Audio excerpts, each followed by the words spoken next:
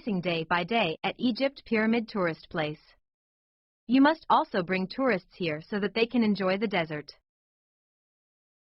Animals are often seen roaming on the road in this desert. You must keep the glass doors of the bus closed for your safety.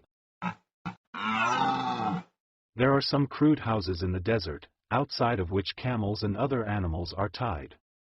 The local people love their animals very much. This year there is going to be a Jeep rally in this desert, in which people from other countries come to participate. Come here and enjoy this event.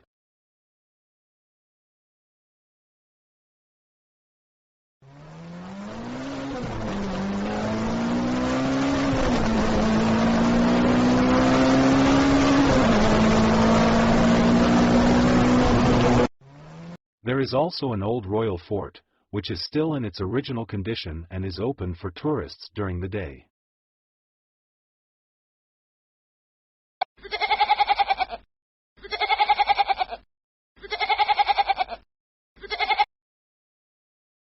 Welcome to Off-Road Bus Station.